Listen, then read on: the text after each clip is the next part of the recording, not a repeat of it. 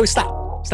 He sells on the Pacers that he's talked hype about all season, and then buys the 76ers that we have trashed all season. They still got Danilo Gallinari, who can just light the lamp from three-point. And then Steven Adams, yeah, he's no Bam Adebayo, but let's not talk about him like he's some slouch to forget about. That are starting to become big-time free agents, granted, but in their childhoods, in the early 2000s, were the Knicks ever good? No.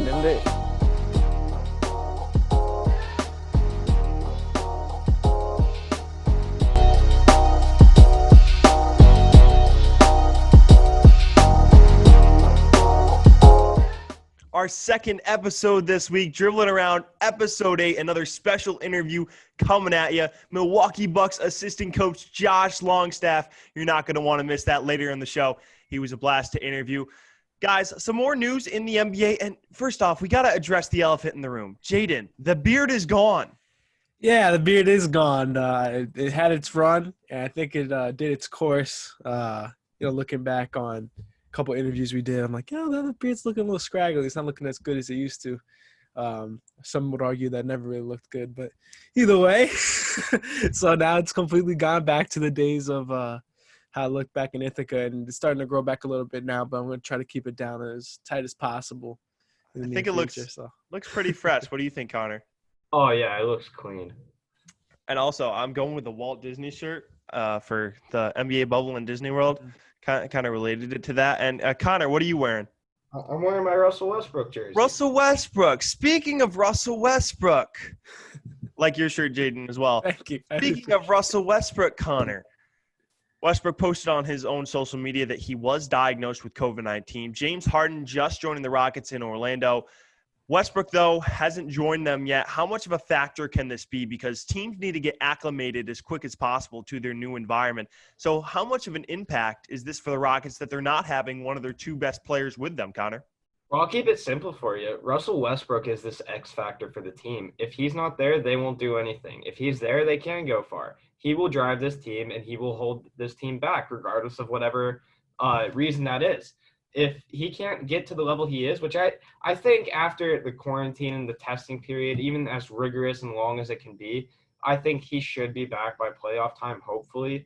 And by then, we won't even be thinking. We'll be thinking back on oh boy, we were really worried that Russell wasn't going to be here, and we were going to have to do this without him, just Harden and the small ball lineup. But Westbrook will push this team far if they do go far. He's the reason why they'll go.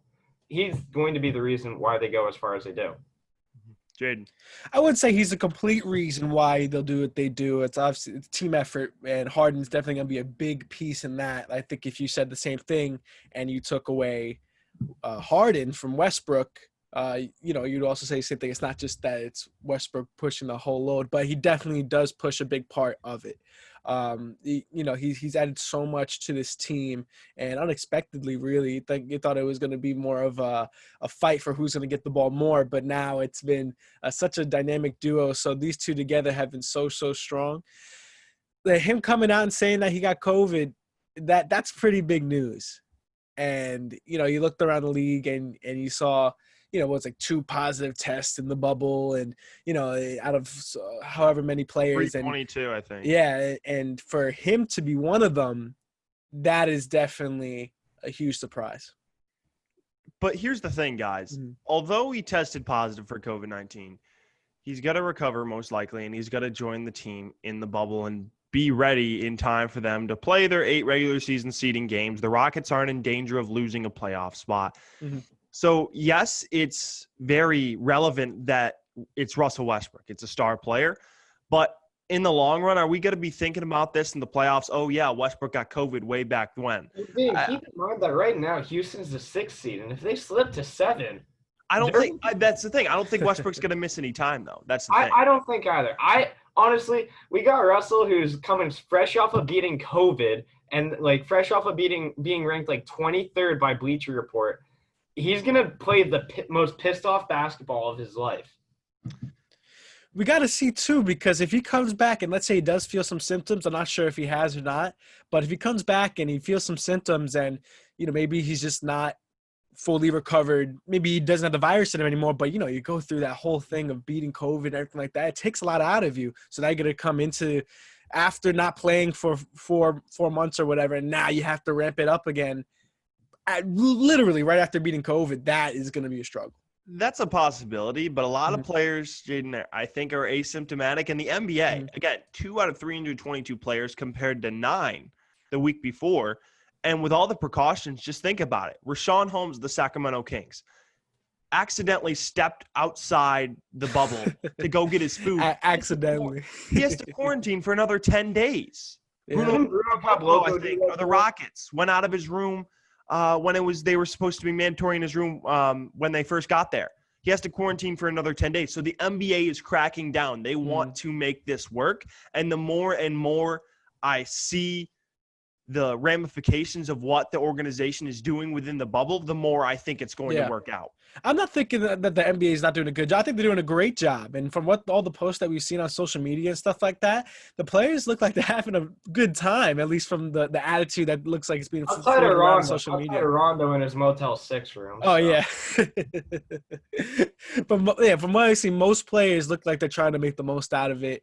And, think about it. These guys are, they're athletes among all these athletes together. You put them all into one spot, and now this microcosm, all these people that all are into the same thing, are all great at basketball, and now all get to have fun together when they have the chance to have fun and not be stuck in their room sometimes. I think that is just so awesome. What a great idea to have from the NBA. I know a lot of people had the discussion, is this going to be a bubble for COVID? Everyone's just going to get COVID in there, but only 2 people. I think that's really a testament to how well the NBA has treated this. I would say cracking down. They're using the snitch hotline too. Oh yeah. Yeah. I think Dwight Howard got reported for not wearing his mask. So I hate the fact that it's anonymous. This should all be released in December, whenever right after the bubble. Just release all the call logs. I think it's one of the safest places on earth, and I think it's going to work out. And in terms of the Westbrook thing, again, it's relevant right now, but I don't think we'll be talking about it in 2 weeks. I think we're only talking about it because it's Russell Westbrook, and he's one of the top players in the game. Connor, in our previous conversation, you just mentioned Rajon Rondo. Huge hit for the Lakers. A fracture in his hand. We'll debate this. Hold on. Let me go. Okay. He's out for 6 to 8 weeks. He should be back later in the playoff run, which helps me as a Laker fan, thinking that, okay, we can still compete with the Clippers. But here's why it hurts them so much. You already lost Avery Bradley, who was huge for you defensively. And basically you're saying you're adding Dion Waiters and J.R. Smith, and I love him to death, but Alex Caruso isn't those 2 players either. Rajon Rondo, I get LeBron, playoff LeBron plays all the time. But LeBron literally can't play the whole game every single game. Who's your secondary ball handler that runs the offense the whole time, that is smart, that gets players to go places, that gets players to set the correct screens? That's Rajon Rondo. That's that extra presence you need off the bench, that secondary ball handler. Other than LeBron, who's going to be your point guard that's going to produce you points? I don't see anybody on that Lakers team. Connor, I don't know. That's the main argument for me. You can put up any numbers you want. Go ahead. Yeah. Well, Rondo, the Lakers are statistically a better team with him off the court on both ends of the floor. He's not a good three-point shooter. We've known that his entire career. So whenever LeBron and Rondo share the court, all defenders are doing are just clogging up driving and passing lanes for LeBron. And no, you just got your entire monologue in. Put your hand Okay, your point is I can completely contrast your point, but go ahead. Okay, cool. They have 105 overall defensive rating with him on the floor compared to 103 with 100.3 with Caruso. With Caruso on the court, they have the lowest defensive rating on the team for individual in the rotation. So you said Caruso can't take those minutes. Sure he can defensively, then offensively. Who said you need a pure point guard? You have guards that can facilitate, just not at the same style that Rondo or LeBron do. You got Caruso, you got Quinn Cook, you got Danny Green, who you just spent money on over the summer, and then you're adding Dion Waiters and J.R. Smith. So you can't have Rondo on the court at the same time as LeBron. But also having Rondo on the court magnifies your defensive inefficiencies, and he can't shoot from three. If you're playoff LeBron, You want to be able to surround the perimeter with three-point shooters, not guys who are going to ISO dribble. Connor, Rondo usually never plays with LeBron anyway. I'm talking when LeBron takes a seat. Hold on. You just took your turn. Playoffs because LeBron's going to be playing 40. Okay, listen. Here's the LeBron thing. don't take a seat in the playoffs. KCP, who hold on. But none of those guys, all those guys you're mentioning, all those other guards are not point guards. They can't run an offense. They can't bring the ball. Yeah, but you guys have maybe the best point guard in the league in LeBron James. That's what I'm saying. So I don't really see your issue. Hayden, he's the only guy that can do it. You take a look at the Clippers, Pat Bev, Reggie Jackson, all those different guys that can handle the ball, that can run a pick and roll, Lou Williams. And then the rest of everybody else, like the Lakers, they literally only have LeBron to do that. Everyone else is a good even went on the record and said, with Rondo out, we expect Dion to pick some of that slack. So they obviously have guys on that roster that they know that they'll be able to count on while Rondo's out. And it might not be able to do it in the way that Rondo did because, Rondo's a talent that you really can't take away from point guard. But at the same time, as long as that guy can pass the ball in an efficient way and find open lanes to LeBron and to other players on the floor, it doesn't really matter at the end of the day. And when we come playoff time, LeBron's not taking a seat. So, and especially after all this rest, LeBron playoff game. Exactly. LeBron isn't going to be on this bench anytime soon, so it doesn't really matter. Time by himself without LeBron. Okay, number one, Rondo has playoff experience, and Connor, you mentioned the Caruso thing. Yeah, he's better defensively, but the majority, Avery Bradley is the main loss defensively because he's the main on-ball defender. Caruso couldn't guard like him. And number two, the inside game is what the Lakers pride themselves on defensively. McGee, Howard, and Anthony Davis. So that's what I'm saying. It's the playoff experience. And again, like you said, LeBron's not going to come off the floor, but we've never seen – granted, I think LeBron could get it done as a point guard, but you need LeBron off the ball a certain amount of times to go score a little bit more every now and then, especially during the playoffs, because he needs to score more in the playoffs. He can't just facilitate because how much can you really count on all those other guys to put up a bunch of points like you did in the regular season? So that's why I'm saying you need a secondary ball handler like Rondo to put LeBron off the ball sometimes, or if LeBron needs a 2 or 3 minute break. That's what worries me. Granted, I think he's going to be back in the playoffs. Which is good. You know who also has playoff experience? J.R. Smith, the guy who they just signed. And listen, you did not just say that. You know who else has experience in following the game in the finals? J.R. Smith. That was last year, right? Yeah, who could forget about that? And if they need Rondo as such a facilitator, they haven't been good with him on the court, or at least not good, but not as good as they are without him. So this is the perfect opportunity to try out something new, because maybe you don't want to replace Rondo with someone who can do exactly what he does, because that has been working with him on the court. Maybe you replace him with Dion. Maybe you replace him with Caruso, Danny Green, J.R. Smith. You name it. Maybe you get better results, and by the time Rondo heals up, he doesn't have minutes left. Yeah, and listen, 100%. You're more than right. And I think if Rondo's hurt or not hurt, by the time we get to playoffs, we're going to see a completely different Laker team. That's just going to be the way it is. And we saw that with the Cavs. We saw that with with the Heat. It's just that they were just different when it came to playoffs because LeBron didn't take a seat. He was playing ball 42 minutes, 44, however long he needs to stay on the court to win the game. So with the Lakers being now a completely different team from the way they looked in the regular season to the playoffs, it's really going to be a sight to see. And I don't think it matters if Rondo was hurt or not. I think he was – whenever LeBron was out, great, and then obviously when – But he's not going to be out. That's what we're saying to you. He's not – that's not going to matter. He's going to take a seat in the second quarter in the 6 to 4 minute mark, and he's going to be gone from there, and he's going to play the rest of the game. So I don't understand what you're worried about because it's not going to matter. LeBron has been the point guard most of the year. Yeah. But in order for him to put up those amount of points for them to win against elite teams in the playoffs, he can't be facilitating all that much. He needs to be off the ball a little bit more. Who else is going to be that point guard and that facilitator? Caruso? Avery Bradley's not there. KCP? Someone else? That's why I'm saying they need Rondo. Who was the facilitator when in those games against the Warriors in the latter half of their run? Was it George Hill? Not as good as Rajon Rondo. Give me George Hill over Rondo every day of the week, ending in Rondo, one. okay, a better facilitator is Rajon Rondo than George Hill. I'm not going to get into that argument. But George No, but Hill, you see what we're saying? At least they made it Kyrie wasn't a competitive. But who else was there on that Cavaliers team that at least put up somewhat of a fight against the Warriors squad? Now Kyrie, it's but Anthony he didn't Davis. pass. Yeah, Kyrie. Yeah, but I'm talking about this latter half of it. Yeah, I'm saying now you have Anthony Davis, who's another guy that you can shove that ball to if you need an offensive push. So it's not like it's LeBron's by himself here. He's gonna do whatever he needs to do to win. That's what we're saying. It's not going to matter who's on that court with him. We can go out there and play ball with LeBron James. It's LeBron James and dribbling around out there with the Lakers squad. And he would do whatever he needs to do to win, stay on the court for 50 minutes. I know it's impossible, but it doesn't matter. He's going to play ball no matter what. No matter what they throw at him, he's going to play. Rondo there or not, dribbling around there or not, Anthony Davis there or not, whoever, J.R. Smith not knowing what the time is, what the score is, doesn't matter. He's going to play ball. I think that's just a fact.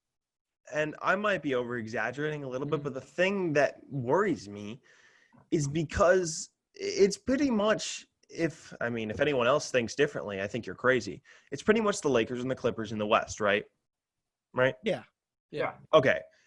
And when they signed Reggie Jackson, who when he was in his few games with the Clippers was actually quite effective off the bench, could give you a nice scoring punch. But you look at all those players for the Clippers, you look at the backcourt disadvantage in terms of actual guards, LeBron's in every position. The advantage goes to the Clippers all day.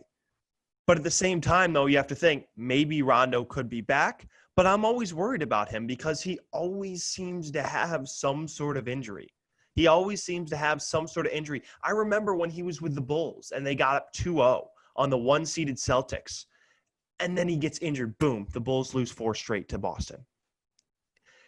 That's why I'm saying the imbalance right now between the backcourts, I get LeBron as a point guard, but it's ridiculous. And it makes me favor the Clippers so much more. So that's what I'm worried about.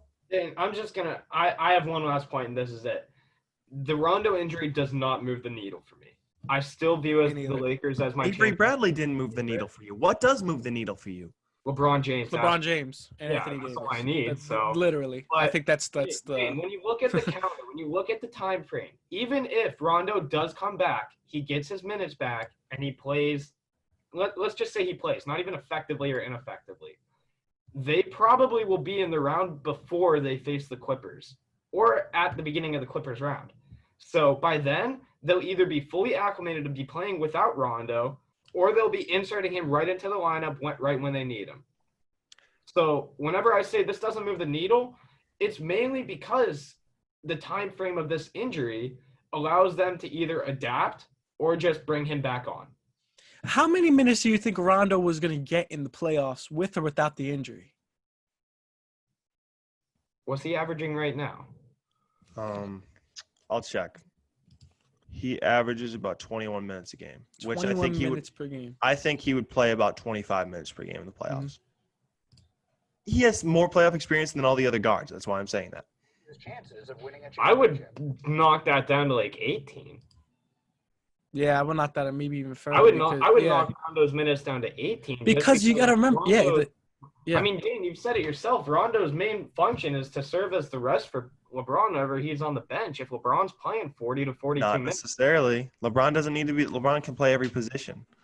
So it's not necessarily to serve for LeBron all the time.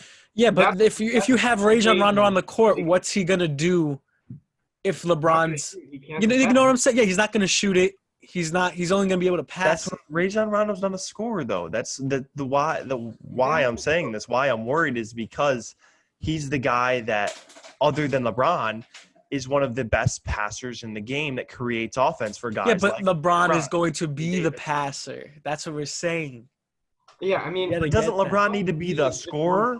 Facilitator. If you just have a couple LeBron on the court, then you'll be fine. I think that comes late too. Possibly. We'll see what happens. Yeah.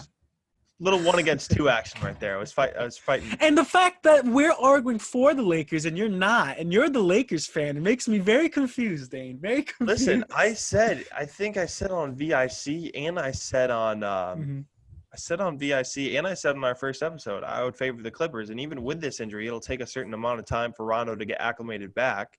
And LeBron, the Clippers are such a good team, especially with Kawhi and PG healthy, that I just think that LeBron needs all the help that he can get, which makes me favor the Clippers. But we're not going to go into it anymore. I'm sure our viewers have had enough of us talking about Rajon Rondo. Switching to something a little bit better. We mentioned earlier in the show, we had an awesome interview, our biggest interview yet, with Milwaukee Bucks assistant coach Josh Longstaff. Without further ado, let's send it over to that. Hello, everyone, and welcome to a very special interview here on Dribbling Around. We're pleased to be joined by Milwaukee Bucks assistant coach Josh Longstaff. Coach, thanks for coming on the show. Yeah, thanks for having me. Appreciate it. Now, Coach, are you? When are you guys leaving for Orlando? So we actually leave today, this afternoon. I'm going to be going later, right before the playoffs, because my wife is actually due with our first kid. So congratulations. Congratulations. Thank you. So it kind of takes precedent over the Bucks right now. 100%. But I was going to ask you, what are these difficulties with this break as a coach, with this whole coronavirus thing? Are there any benefits? We know about the things that hinder things or make things more difficult, but are there any things, added benefits that help you with this break? Well, I think, the first thing is just speaking from the Bucks perspective is they've done such a good job just making sure everyone's safe and healthy and their families are taken care of, and they're first class when it comes to that. So fortunate to be a part of that organization. But, everyone can use a little bit of rest. These guys, it's such a long season. There's so many games. There's so many flights, late nights, back-to-backs. So I think, the rest was probably good for everybody. Time with their families, which you rarely ever get in this business, is good. And, I think they did a really good job, especially our group, just staying on top of taking care of their bodies, getting stronger, staying in shape. They're all pretty self-sufficient when it comes to that. So I think, that was kind of keeps us in positive mindset as a coach. So, your players are still out there working hard. Now, for you guys as a staff, does this break give you extra time to just revisit film and look and see what teams that are in the bubble, what they do that you might not have been able to notice during the season and the busy schedule? Yeah, it definitely gives us more time to study a little bit further, specific teams, specific things that have maybe bothered us this year or things that we can do better. So, as a coach, you're always looking to improve and get better. And I think during this time, our staff has been pretty creative and been in communication with each other, and Coach Bud's been in communication with us, and just taking a deep dive in on where we can continue to get better. And then, once we get back rolling here, introduce some of that stuff to the team and then just kind of roll with it. So you've already worked on a number of different coaching staffs in your career. Who are some of your biggest mentors from working as an assistant coach in basketball? Well, I think everyone you work for, you learn from and you take something from it. And for me, working for Coach Bud right now and being fortunate enough to be a head coach, for his G League team when he was in Atlanta and, run his things and build a culture like he does, was super beneficial for me as a coach. And, all the coaches I've worked for, Jeff Van Gundy with USA Basketball, Derek Fisher, Jeff Hornacek, Scott Brooks, and, even, my college coach I learned a lot from. So as a coach, you take a little bit from everybody and you try to add it, to the things that you believe in. And then at the end of the day, you've just got to be yourself. You take what works for you and you use it to your personality. Exactly. What's it like to pick up that phone and on the other side is Milwaukee and Budenholzer saying that, hey, we want you to join our squad and become an assistant coach? What's it like to pick up that phone and how's it to experience that? Yeah, I mean, it was an honor. When Coach Bud had an opening and he took the whole staff from Atlanta to Milwaukee. He's got an incredible staff. They've been together for a long time. And one of the guys ended up staying in Atlanta. And so it opened up a spot for me. And And, it's humbling for him to even consider me and to be a part of his staff. They've been together for so long and they've had so much success. You just got to try to fit in and not mess it up at that point. And when you're underneath Coach Bud, as you mentioned, it's a little bit different from a couple other offenses in the league. Sometimes it's more high octane. You see that happy three-pointness in the league that's moving on now. How's it like being around that? Yeah, it's been a great learning experience for me. He's so creative. And I think one of the things that makes him and the staff so great is his ability to look at the best players on the roster and how do you build an offense around those guys so that you can take their talents, what they're best at, and try to maximize that. Okay. And he's done a tremendous job with that in Milwaukee. And obviously we're fortunate enough to have Giannis and, Chris Middleton and Bledsoe and those guys. And we've kept it really simple. But you just kind of learn how to do that. And that's been the biggest learning experience for me offensively with a guy like him is you learn how to, take your best players and put them in position to be successful. You mentioned Giannis, you mentioned Chris Middleton, but Giannis, he's developed so much over his career into obviously the most valuable player in the NBA. But what's the toughest part of coaching a player of his caliber because he's become so talented? Yeah, to be honest, it's it's all of us that we have to try to limit how much he works on a daily basis. Like he works so hard. And the thing is, like, he plays so hard. Like, you guys have all seen him play, and he plays both sides of the ball. He plays himself to exhaustion.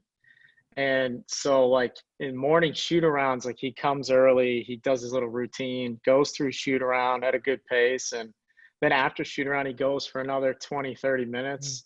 Pre-game, he's out there for, 20 minutes at least, and he's going live against, one of our coaches defending him. And then he goes out and plays 35 minutes as hard as he possibly can. And then he wants to practice again the next day. So it's like trying to just teach him that, he's good enough. He's going to keep getting better throughout the year with how he works, but we really need his best in the playoffs. And I think, you saw that last year.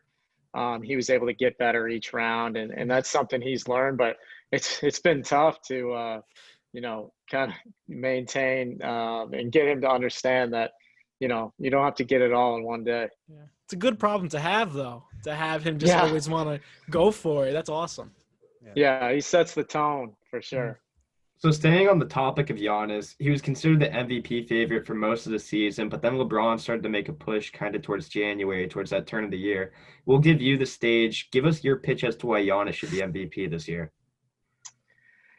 Well, obviously I'm biased, but having the best record in the league stands for a lot in itself. It's the hardest league in the world, and he's the best player on the best team. And you also look at, like, if you guys are analytics guys, like, he's right in the top 3 with rim, field goal percentage, defense. Mm-hmm. So, like, him defending the rim, he's a top 3, and next to him are Brooke and Robin Lopez, which is pretty cool. So, he plays both sides of the floor. He leads by example every day, every night.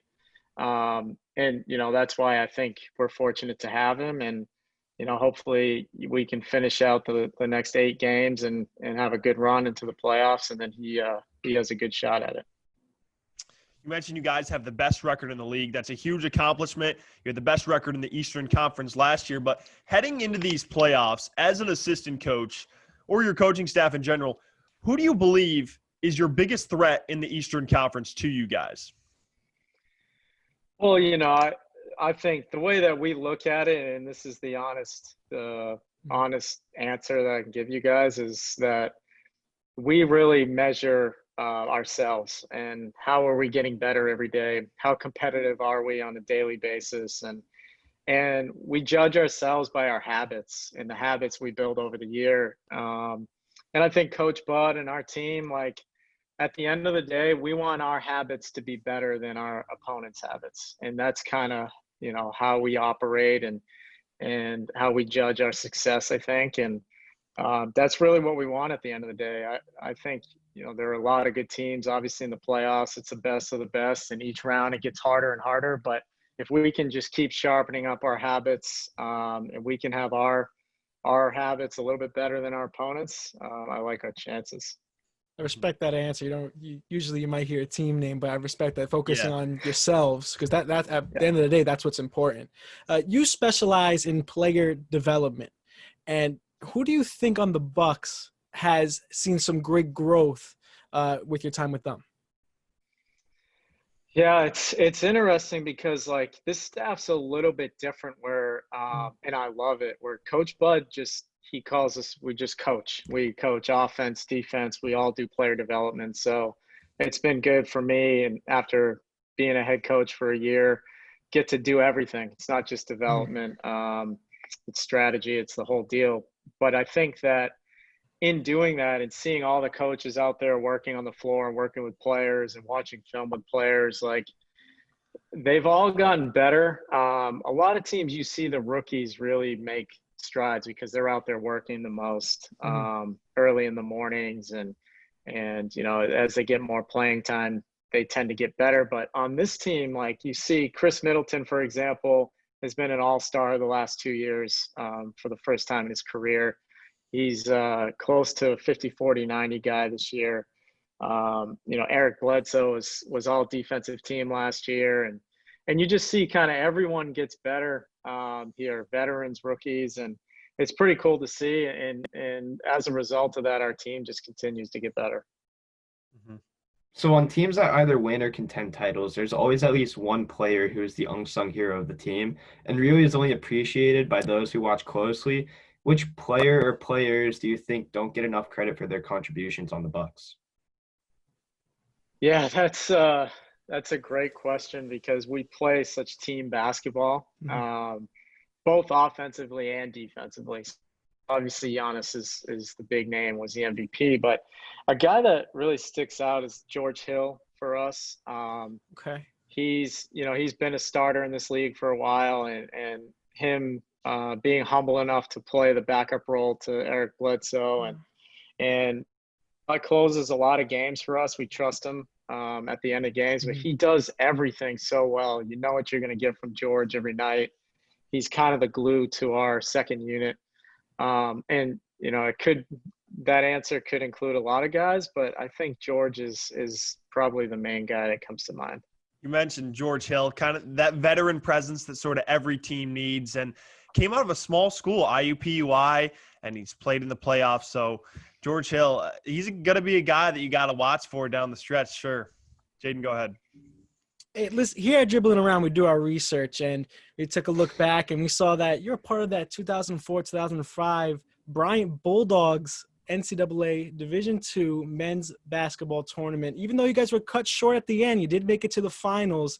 How was that experience going through the tournament? Yeah, it was incredible. We actually have stayed in touch during this break. We did a Zoom call together, which was pretty cool.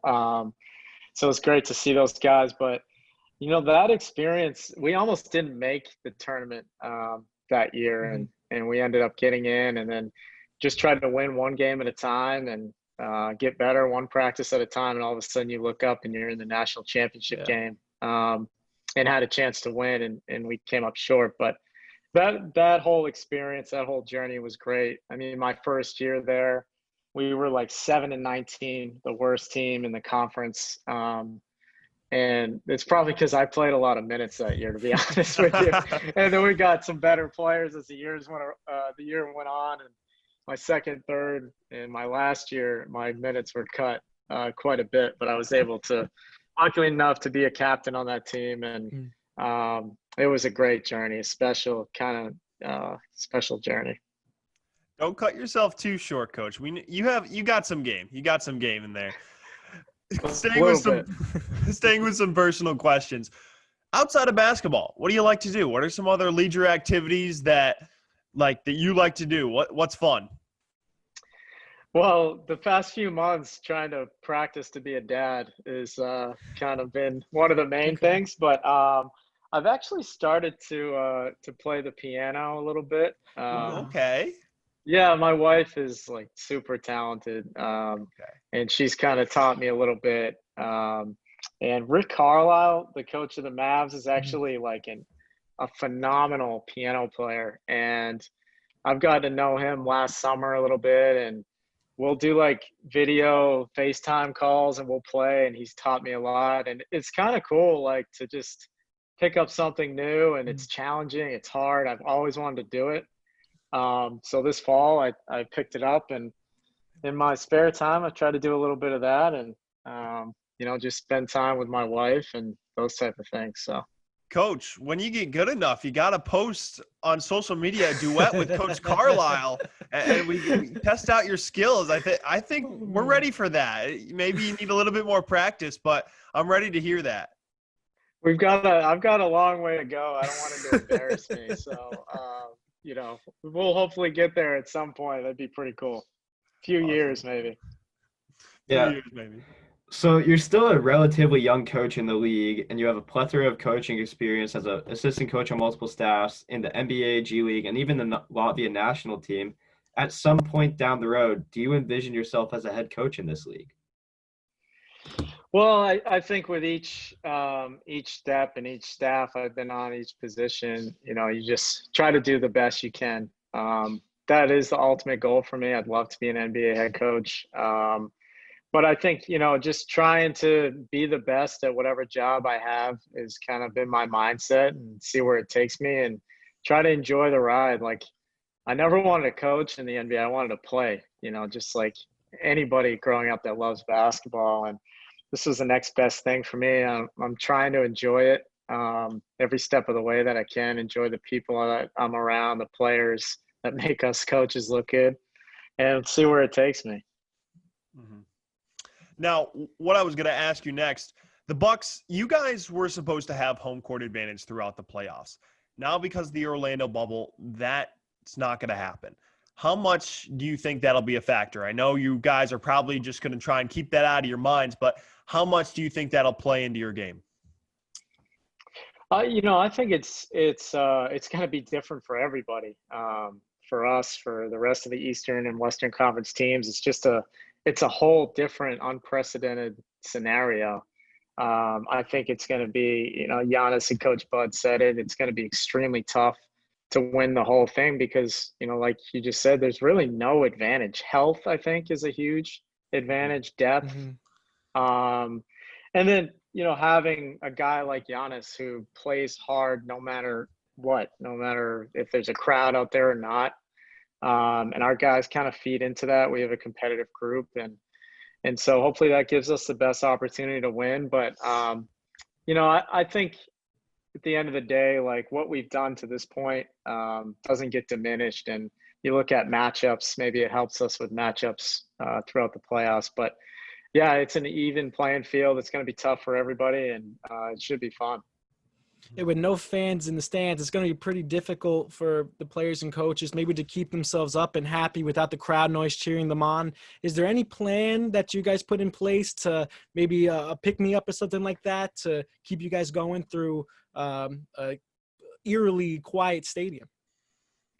Yeah, I think the league might do some things with, crowd noise, and they might get creative with how they broadcast the games and the camera angles and things like that. But honestly, not yet. I think the 8 seeding games that we'll all get to play will be a good opportunity for us to try to get used to what it's going to be like. And, and then probably make a plan from there. But it's hard to tell until you actually get out and play a game, play a quarter, whatever it might be in that type of scenario. And then hopefully as you go along, as coaches, players, we can keep trying to improve and get innovative and come up with some ideas and the best way to help our players. Would that be something you'd be in favor of, some added crowd noise, or would you maybe be against that? It's tough because when you're in the midst of the game, you don't, like, a lot of players say this too. I ask them all the time, like, they don't hear a lot. I think you definitely feel the crowd noise of your home crowd. So I'm not sure like how that would work and what it would sound like, but whatever just kind of gets our guys, going and gives us the best advantage, I would be for that.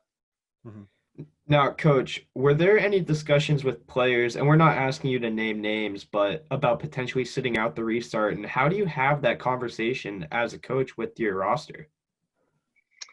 Yeah, that wasn't anything that been discussed with us or our players. I'm sure players talk among themselves. But for us, these past 6 or 7 weeks have been different because, you get in the gym and it's just you and the player at a basket. Coach is wearing a mask and gloves, and the player goes through, a pretty quick workout. And there isn't a lot of hanging around like usual and talking to the players and kind of in and out at this point. So it's been a little bit different. So there really hasn't been a lot of conversation, to be honest. Were there any internal discussions about other coaches or staff members potentially sitting out? Because we've heard a lot about players debating on what to do, but there hasn't been much news on coaches or like other people on the bench being on the fence about joining the bubble. Yeah, I mean, if whatever you read around the league, there may be some coaches that have some personal stuff or whatever. I'm not aware of any off the top of my head besides myself.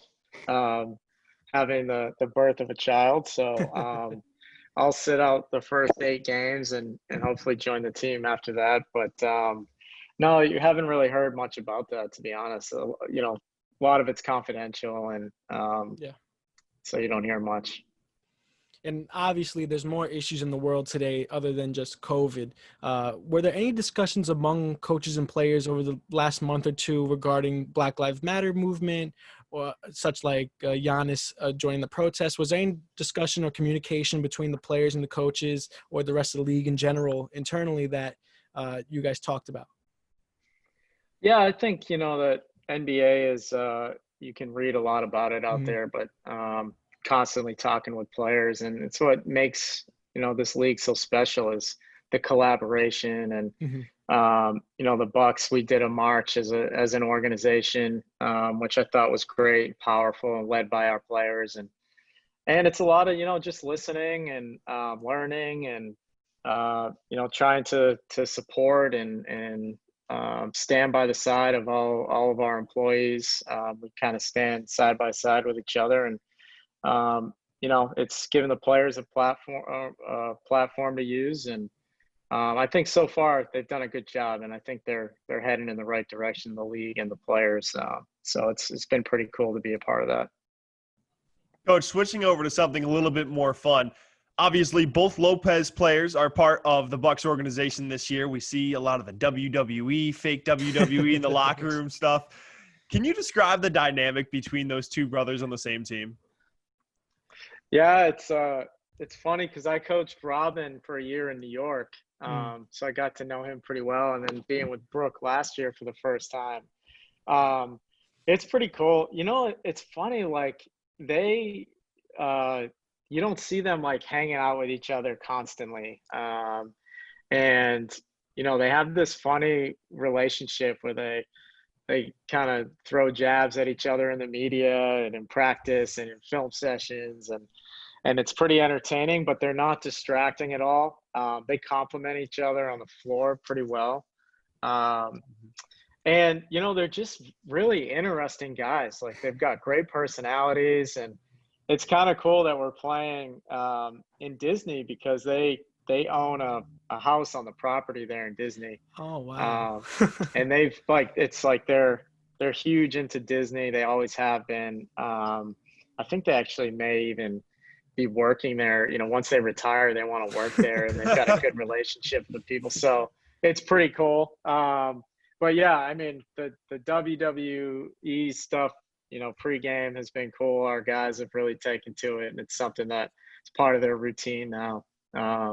And, for a wrestling fan like I used to be back in the day, it's pretty cool to see them bring out some of the old like signature moves and stuff like that. So it brings a great, joy to our team, I think. Have you noticed any other like interesting pregame rituals that either the rest of the team or individuals do in the locker room or tunnel? Every team I've been, all guys, they're all routine based, all the players. They all have their little thing that they do before games. And like in Oklahoma City, Russell Westbrook he had to have his pregame meal at the same time. It was the same thing. It was like a peanut butter and jelly sandwich or something like that. It had to be cut the same way. Like they all have their stuff. And it's just part of who they are, and your routine and your consistency, and it's pretty cool to just see those kinds of things. It's pretty funny to see that type of stuff on Instagram, the wrestling stuff. It's always great. We also listen. I'm telling you, we're doing our research here. Portland, Maine, known for its food culture, and we see all the food trucks and all the stuff that goes by, all the food festivals. How does your hometown compare to places you've been around in the country? Oh man, there's nothing like it. Especially the seafood, the lobster. Yeah. Like I love it. I miss it so much. Usually I get there at least once in the summer, sometimes twice. Unfortunately this year I won't be able to get home. But yeah, it to me, it's like I'm biased, but it doesn't compare to anywhere else, to be honest. Coach, are there any places, if we end up in Portland, Maine anytime soon, that we should go to dine? Are there any hot spots for good food?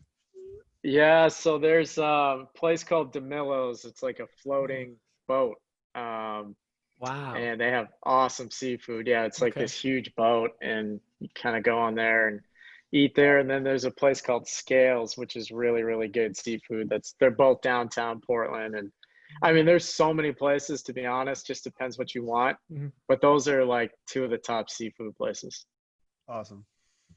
So this is your second season with the Bucks, and you've probably gotten to know the roster a good bit. If you had to pick one player to quarantine with over the last couple months and just live within the bubble, who would it be? Oh man. That's a tough one. I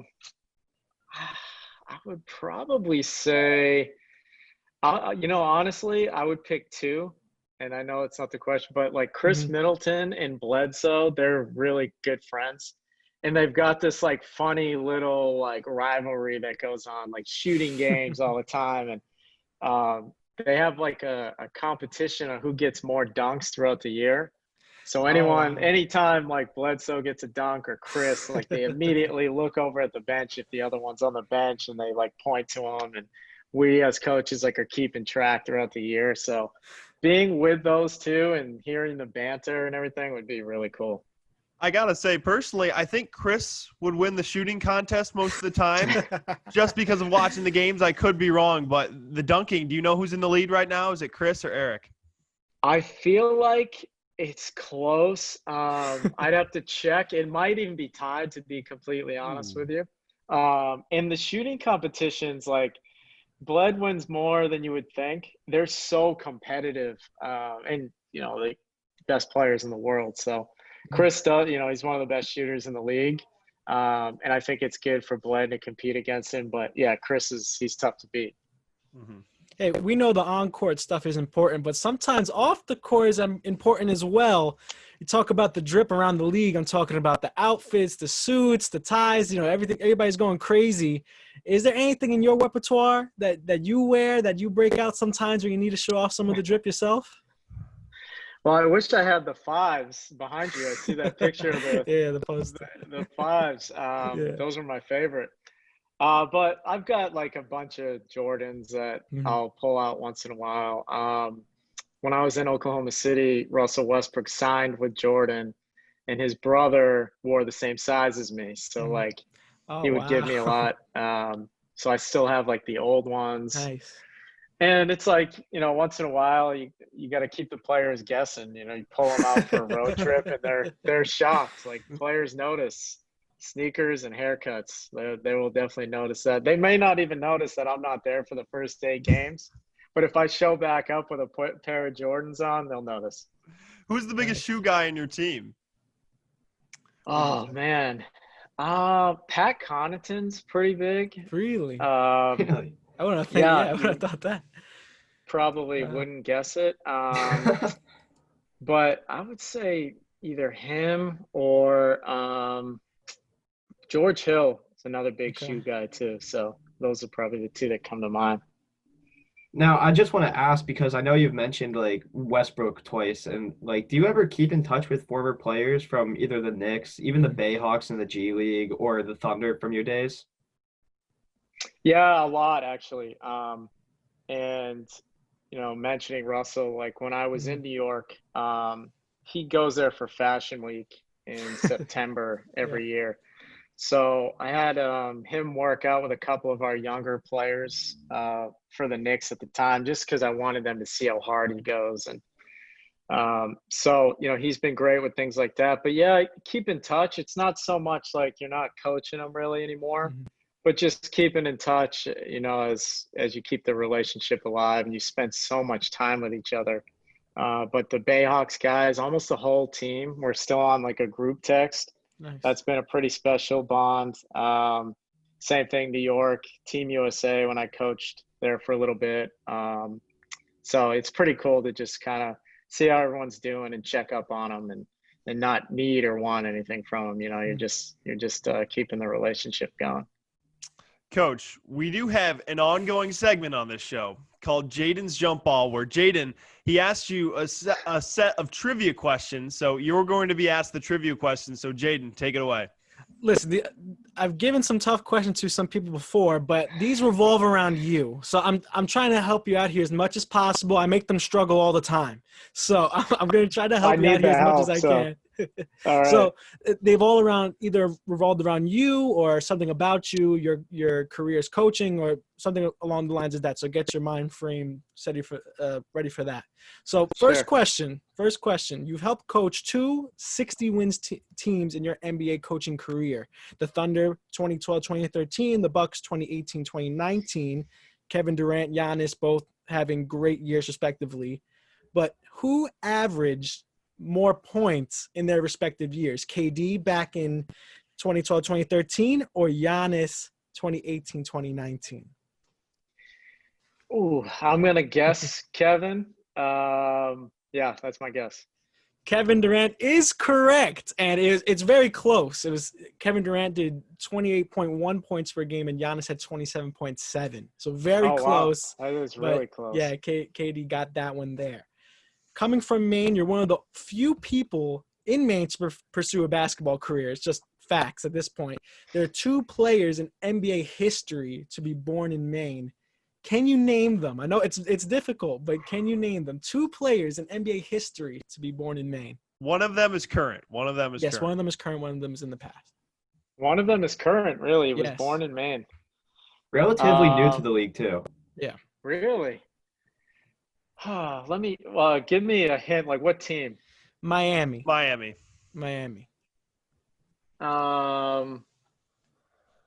It wasn't Duncan Robinson, was it? It is Duncan Robinson. Is it really? He's been in the league for 2 years, and before him, he entered the league back in 2018, and before him, there was only one person in the history of the NBA before him to be from Maine. Do you know who that is? It was a long time ago, right?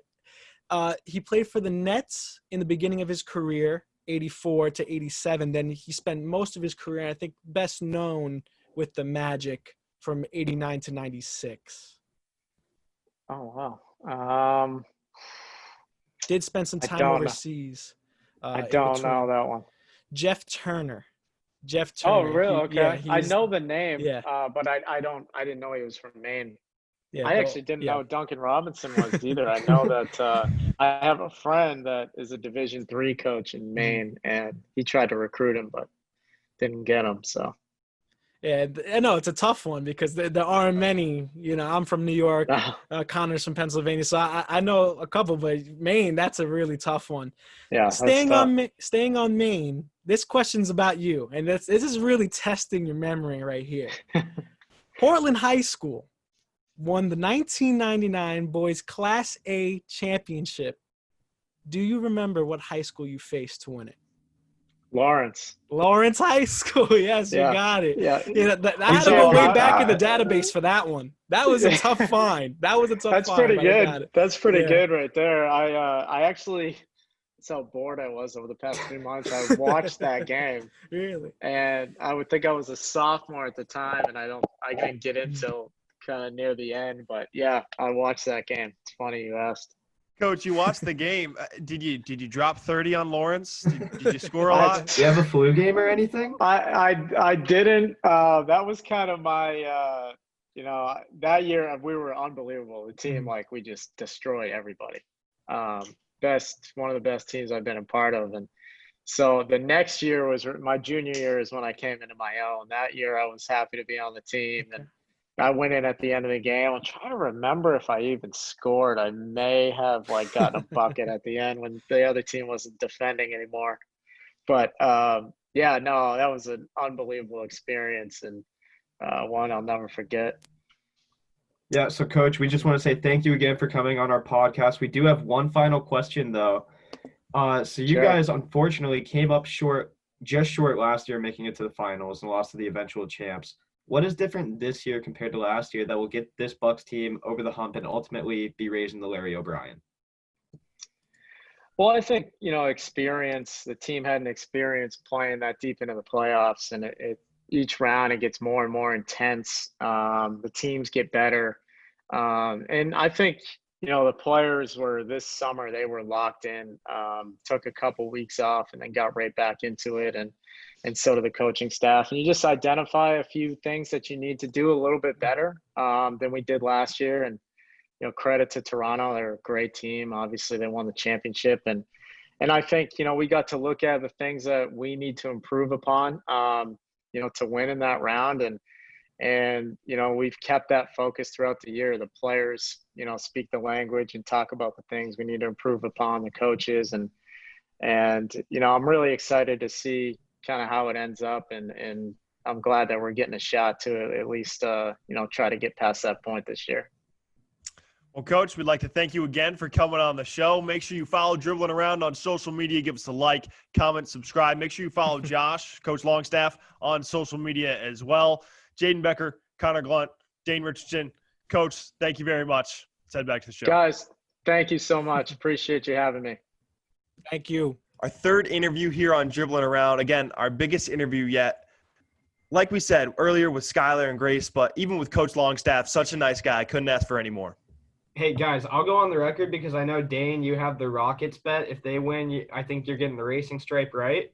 Yeah. If the Bucks win, I will buy something customized on the NBA team shop and just put Longstaff's whatever episode number that was. If the Bucks win the championship. Okay. It's going to be 8. 8? All right. Longstaff, $8. If I can get a shirt, cool. But I'll drop the money on the jersey. Wow. Jaden, that means you got to make a bet eventually on this show. I got to think of something here.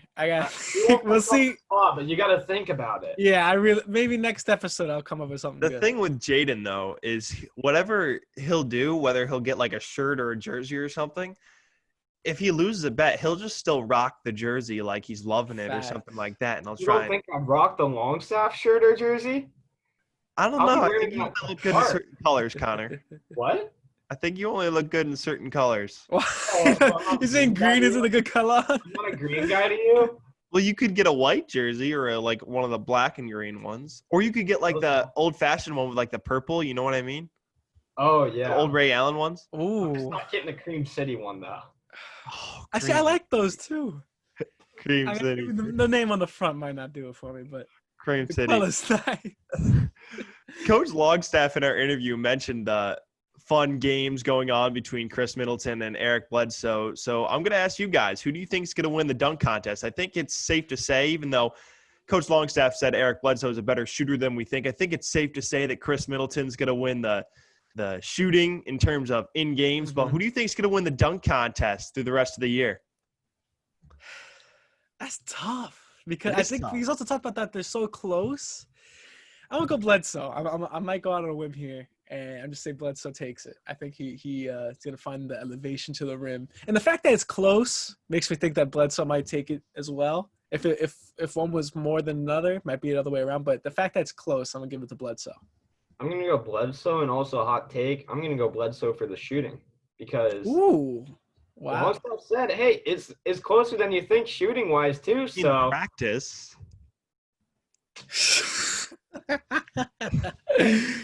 Hot take. It's Hot just, takes.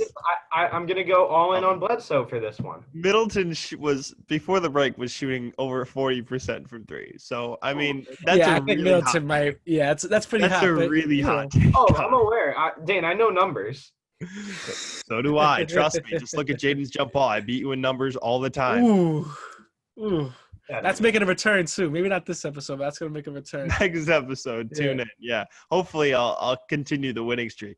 I'm gonna go with Middleton basically because both of you guys went with Bledsoe, and this is gonna go in our picks record because I need it to.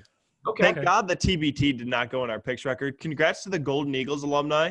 They won the TBT. Sideline Cancer did beat Overseas Elite in the semifinals. What did I say? I thought they were very good. You Sideline didn't know Cancer. anything I said about Sideline the Cancer was good. I did not know anything about that. But I knew Sideline Cancer was a good team. We Did see you them all watch the time. I called Connor. I saw the end of it. I called Connor after like a day after Overseas Elite lost. And I'm like, you realize Overseas Elite lost to Sideline Cancer. He's like, are you kidding me? Jaden won again. But I'm telling you, bro, these picks are just right there in the mind. I can't wait till we start these NBA picks and you guys just like, oh, I can't get nothing right. And I'm just here rolling it in. Rolling in all the picks, man. No, you're not. How many games? Well, Jaden usually makes the picks for us. How many games per day should we do? So how I did it during the regular season, that if it was two playoff teams going against each other, like if it's the 1 or the 8 seed, like, you know, if it like during the season, right? So if let's say it was the 2 seed in the East went against the 6 seed in the West, I would make, that's a matchup of the week. I would like to see that. So obviously a lot of these are going to be high marquee matchups. So maybe it'll be a little less. Maybe I'll put the standard higher. But during playoffs time, I think every game counts, right? Yeah. I think that should be. Wow, I mean, Jaden's up by a lot, but that gives the opportunity for some. Oh, the door is open. The door definitely is open, but I'm up by a good margin, so I'm allowed to miss it for you. If you guys miss, that's going to be pretty tough. And, you know, I did a lot of my predictions based off of who was the home team, who was the away team, what is their record. And the problem is, I would usually put my picks in last out of the three of us. So I would want to get ahead or get back. And most of my picks in my head, when I first thought of them, would align with Jaden's. But I need to catch up. So I would do like 3 or 4 that I really didn't think would win, but like had a chance just to catch up with them and come back to bite me in the butt. And college saved me a lot. I did pretty well with the college stuff. And, that made me angry. Because I had to learn the hard way that Penn State is not a basketball school. Oh my gosh, you learned the hardest way possible. Dude, I think it was like the Big Ten Conference when we were on VIC was oh my God, I could not predict that to save my life. And we would be on campus. And I remember I was watching I bought like a package for like 10 minutes just to watch the end of a Jazz Rockets game, or I was streaming it on Reddit, I think. Yeah. And Reddit was a buzzer beater, and both of you had the Rockets and I had the Jazz. Like, I went absolutely nuts. Like, if you're watching, you have no idea sometimes. We would watch these games, how heated we would get over like one pick. And like that, I think that was a good thing for all of us because, you know, we get stuck watching our own team sometimes. Like, Connor's been watching the Thunder all the time, and Dane watching the Lakers, and I don't watch the Knicks no more because I just can't. But, you know, we stuck in our own little bubble, right, of what we like to watch. But now we're forced to watch everything else. I think that opened up the whole league to me again. And, I really enjoyed these picks, and I got to beat the crap out of you guys. So very happy. Oh, okay. It's not over yet. And this is not just over yet. You're right. It's just for pride. It is for pride. Did we say anything? I don't know. I think we have to look back at the archives and say, because it wasn't for money. It wasn't for money, but I think it might have been for it might have been just for pride. I don't remember. I feel like there was something more on the line. Because we can't go out on VIC and just say, "Hey, want to put like $20 down?" Oh yeah. I'm not saying that, but I thought there was more like some incentive, not money wise, but like a thing you had to do or something like that. I forget. All right, we'll think of one. Yeah, I'll think of one. No, why would we think of one? He's ahead by a ton. Like the odds. Because I have confidence in that's something that you don't have. Whoa. Wow. At least, hey, coming listen, at you the get on the pickup. throat. Listen, Coming at his confidence, throat. bro. Get on the pickup basketball floor. You just sit in the corner, like that's all you do. Oh I know my role. my My shoulder. gosh. Know know your my role will improve your game to do Oh. more. You're a one-faceted player. I'm 3-and-D. 3-and-D, nice. I'm everything. So what? Wow. LeBron, you're like Rajon Rondo, according to you. He doesn't make much of an impact. He doesn't right? do 3 though. Or Yeah, he doesn't do does he do a 3. lot of D either? I don't even think of it. He just does a lot of this. Oh, he's just there. He's just dribbling. He's just dribbling around. He's Rajon Rondo's just The dribbling shots around. are flying at the end of the show. Enough for dribbling around episode 8. Again, a special episode this week, our second episode of the week. Tune in for episode 9. We have another Ithaca basketball player coming on. Check out our social media. You're not going to want to miss that. Make sure you subscribe to the YouTube channel. Give us a follow on Instagram and Twitter. Again, comment, like, do whatever you want. Follow our personal social media accounts on Instagram and Twitter. Connor, Jaden, myself. Again, make sure you tune in for Dribbling Around episode 9. Hope you like Dribbling Around episode 8. Again, Connor Glunt, Jaden Becker, Dane Richardson. Peace out.